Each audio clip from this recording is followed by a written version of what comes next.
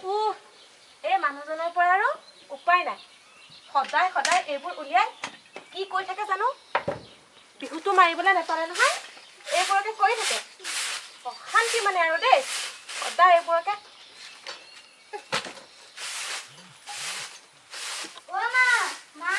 কি হলো লকডাউনৰ ভিডিঅ'টো তোৰ ভিডিঅ' তই কাপোৰ খাই আকৌ পিন্ধিলি নহয় নে বাপে জীয়েৰাই মাথো বিহু বিহু বিহু পিছে লকডাউনৰ মাজতে যে এই বহাগটো গ'লগৈ গম পাইছনে নাই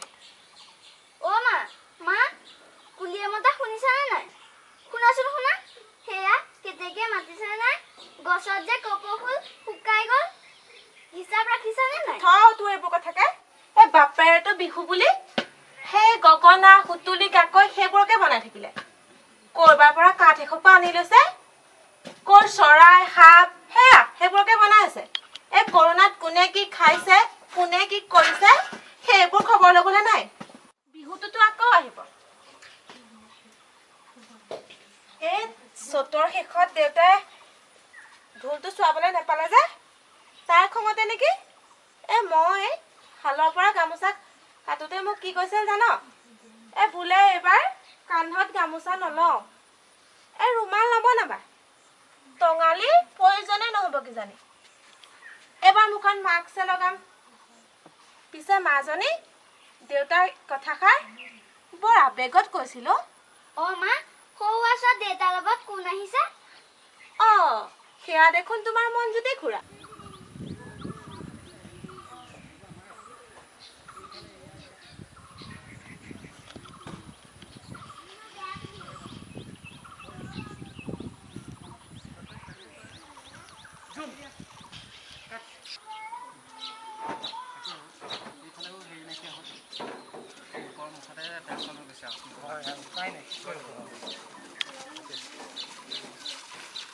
মনজ্যোতি এইফালে আহিলা আহা ইয়াতে বহাচোন বহিছো নব কেনে আছা আছো আৰু দিয়া আৰু কাঞ্চন তোৰ বিৰাট ধুনীয়া লাগিছে কিন্তু দেই চাওচোন এইফালে আছোন এইফালে ফটো এটাকে মাৰি থওঁচোন বুজিছা মনজ্যোতি একদম বিহু নাচিবলৈ নাপায় তাৰ মুখ ফুলিয়ে থাকে তাতে আমাৰ এওঁ তাঁতৰ পৰা কাপোৰ আৰু পাৰ বেছি এই কাপোৰযোৰ কিনি দিলে আপোনাৰো একেহে বুজিছা কেৱল মাত্ৰ বিহু বিহু বিহু যা তই ভিতৰলৈ যাগে যা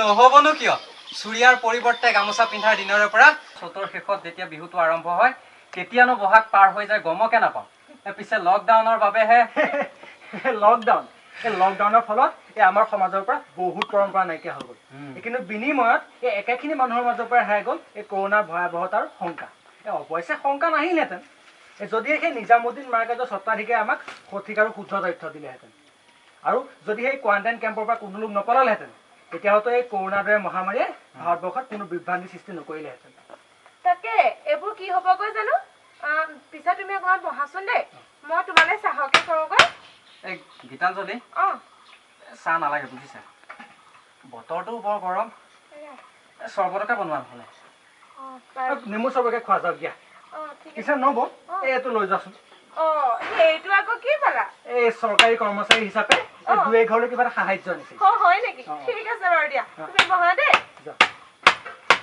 পিছে দাদা এতিয়া আপোনাৰ খবৰ খাতি কওকচোন বাৰু এই খবৰনো আৰু কি ক'ম ৰাস্তাত দেখোন আহি থাকোঁতে তোমাক সকলোবোৰ কৈছোঁৱেই আমি হ'লো খেতিয়ক মানুহ বাৰীৰ পাচলি বিক্ৰী কৰিব নোৱাৰি বাৰীতে সকলোবোৰ শেষ হৈ গ'ল এইবোৰ দেখিছা নহয়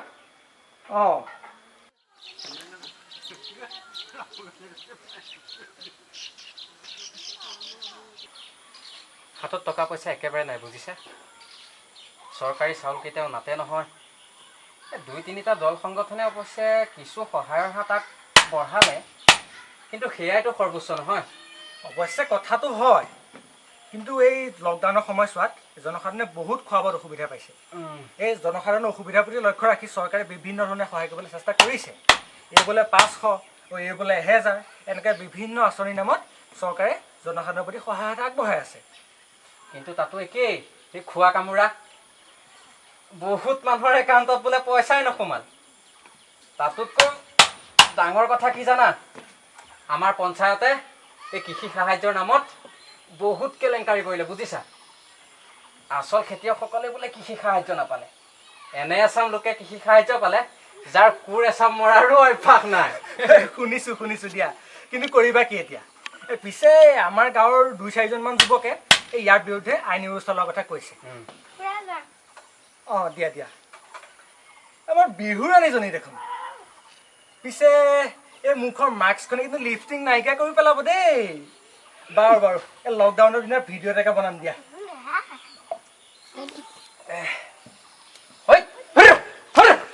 শুনিছা মঞ্জুতি? তাই দিনটোৰ সৰহ সময় এই কাপোৰযোৰতে পাৰ কৰে। আমিনো আৰু কি ক'ম? মুখৰ মাস্কখনো নেৰে নহয়। বৰ ভাল কথা বুজিছানে? এই মুখৰ মাস্ক লগা ব্যৱস্থা এটা পৰম্পৰালৈ পৰিৱৰ্তন হৈ গৈছে। এই মুখত মাস্ক লগোৱা, সঘনাই চাবোনেৰে হাত ধোৱা, এই চেনিটাইজাৰ ব্যৱহাৰ কৰা, এই ইয়াৰ ফলত আমাৰ কিছুমান সাধাৰণ বেমাৰ নাইকিয়া হৈ গৈছে। এই যেনে জ্বৰ, কাহ, এই পানী লগা। এই আমাৰ NHM-ৰ তৰফৰ এটা সমীক্ষা চলা হৈছিলে। তাৰ পৰা গম পোৱা গৈছে প্ৰথম পৰ্যায়ৰ লকডাউনৰ পাছত আমাৰ চিকিৎসালয়বিলাকত এই এনেকুৱা ধৰণৰ সাধাৰণ বেমাৰী প্ৰায় নাইকিয়াই হৈ গ'লগৈ। সত্য কথা কৈছা বুজিছা মঞ্জুতি। আমাৰ মানুহবোৰে যদি বাচি খাবা জাগি শুবা মন্ত্ৰ ফাঁকি মানি চলে, তেতিয়াহ'লে খুব এটা কম সময়ৰ ভিতৰতে কৰোণাই কিন্তু ভাৰত এৰিব দেই। কথাটো হয়। এই লকডাউনৰ মাজত দুখ কষ্টবিলাক অতি সোনকালে পাৰ হ'ব বুলি আমি আশাবাদী। স্বাস্থ্যকৰ্মী হিচাপে আমি তাৰ কাৰণে অপেক্ষা কৰি আছোঁ। আমিও আশা কৰোঁ এই জনসাধাৰণৰ মাজৰ পৰা লকডাউন উঠি যাব আৰু সমগ্ৰ দেশলৈ স্বাভাৱিক জীৱন ঘূৰি আহিব। অৱশ্যে সেইবাবে আমাৰ দেশবাসী আৰু ৰাইজ সচেতন হ'ব লাগিব। কিন্তু এই লকডাউনৰ সময়ছোৱাত প্ৰকৃতিৰ বহুত লাভ হৈছে, বুজিছা? এই গাড়ী মটৰবোৰ নচলাৰ বাবে প্ৰদূষণটো বহুত কমি গৈছে। এই জীৱ জন্তুবিলাকেও মানুহৰ অত্যাচাৰৰ পৰা অলপ সকাহ পাইছে। সেয়ে মুক্ত মনেৰে বিচৰণ কৰিব পাৰিছে, বুজিছা? মুঠতে ক'ব পাৰি এই বৰ্তমান সময়ত পৃথিৱী বহুত শান্তিত আছে। কিন্তু দেশৰ অৰ্থনীতিত কিছু প্ৰভাৱ পৰিছে। ঠিক কৈছা দা। ইয়াৰ বাবে কিন্তু স্বাস্থ্য বিভাগে বহুত কষ্ট কৰিছে। প্ৰথমে আমি মোদী দাদাক ধন্যবাদ জনাব লাগিব। তেখেতৰ সাহস, কৰ্মপ্ৰেৰণা আৰু উৎসাহ আমি সকলোৱে স্বীকাৰ কৰিব লাগিব। ইয়াৰ লগতে আমাৰ স্বাস্থ্যমন্ত্ৰীজনৰ কৰ্মপ্ৰেৰণাকে কিন্তু আমি সকলোৱে প্ৰশংসা কৰিব লাগিব। তুমি এইটো একদম ঠিক কথা কৈছা মঞ্জুতি। আমি প্ৰশাসন আৰু স্বাস্থ্য বিভাগৰ ওচৰত চিৰকৃতজ্ঞ। আমি পাহৰিব নোৱাৰোঁ এই স্বাস্থ্যকৰ্মীসকলৰ কৰ্মতৎপৰতা, আৰু পাহৰিব নোৱাৰোঁ প্ৰশাসনৰ সেই লোকসকলক, যিসকল লোকে নিজৰ জীৱনটোকো তুষ্ট কৰি আমাৰ বাবে দিন ৰাতি একাকাৰ কৰি সেৱা আগবঢ়াই গৈছে। এই সুযোগতে সেইসকল লোকলৈ প্ৰণাম আৰু শ্ৰদ্ধা নিবেদিছোঁ। মা, দেউতা, খুৰা, লকডাউনৰ কৰোণাকো কিন্তু আমি পাহৰিব নোৱাৰোঁ।